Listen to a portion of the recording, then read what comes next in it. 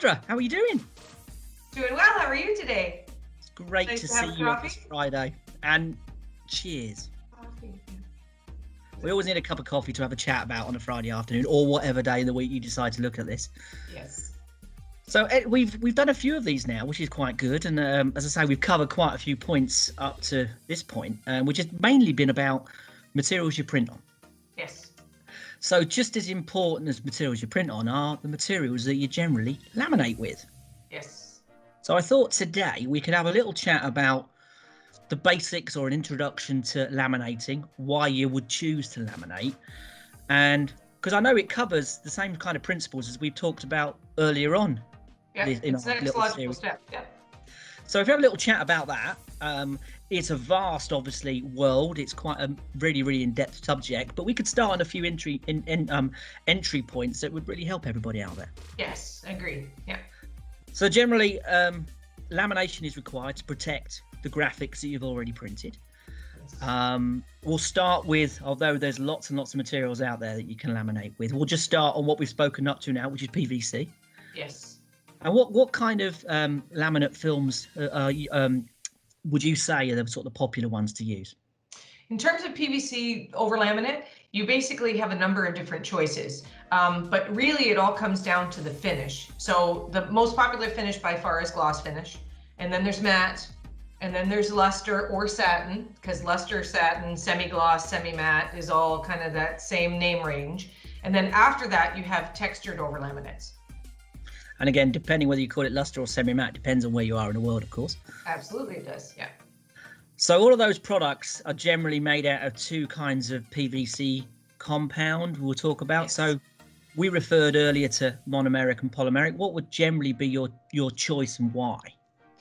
When you start to take a look at laminate, the same parameters apply in terms of matching it up. So if you're printing a monomeric base film, what you want to do is you want to match that up with a monomeric over laminate.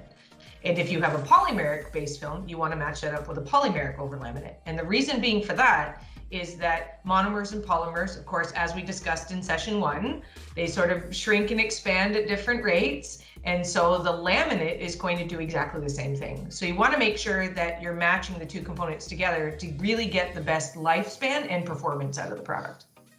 And also, if you've got a monomeric PVC and you overlaminate with a more expensive Yes. polymeric PVC, you don't actually get that increase in life because you've got one product that will fail quicker than others. So it can seem a little bit overpaying for something that is kind of basic.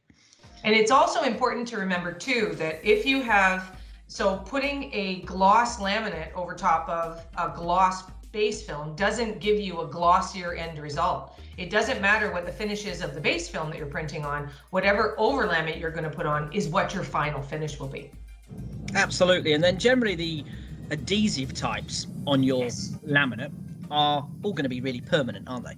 Yeah, because it's not really ever meant to be removed. Yeah. No, absolutely. So you've got a monomeric with a monomeric, and then you've got a permanent adhesive. So if you put a permanent adhesive laminate over your printable and that has a removable, it will still come off the same way.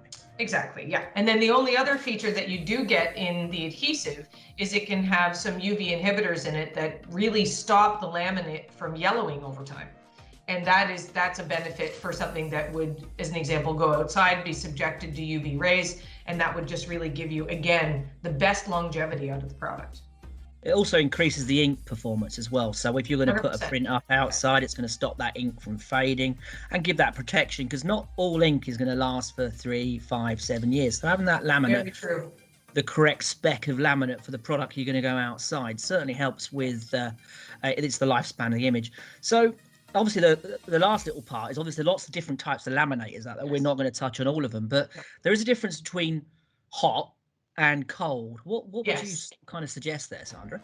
So hot laminate, for the most part, is really sort of the realm of paper. And when you start to take a look at hot laminates, they run at a considerably higher temperature than our regular pressure sensitive laminates would. So the pressure sensitive laminates are really called cold laminates. Hot laminates are made out of usually less expensive ingredients, and for the most part, they also do not have a release liner. Those hot laminates, when they go through the laminator, the heat activates the adhesive that is actually on the back of the material, and that's how it bonds to the material. But hot laminates are not things that you can put over top of PVC, because with all of that heat, you have the possibility of melting the two components together, and that is not a good thing. Absolutely. Although there are some laminators that do have warming in them. We don't use the word hot, we'll use warm. So 45, 40 degrees C in English money. What would it be in Fahrenheit? Oh, yeah. Now you're asking me a skill testing question. I'm going to fail that today. Today's Friday. All right, okay. Well, if anybody's out there, they can Google that. It's true, they can, yeah. Google that. Again, we're in the UK, we deal with centigrade, but anybody else wants to deal in Fahrenheit, I think it might be about 80 to 100 by the sounds of it. I think so, yeah. And that would be classified as your sort of low melt type material.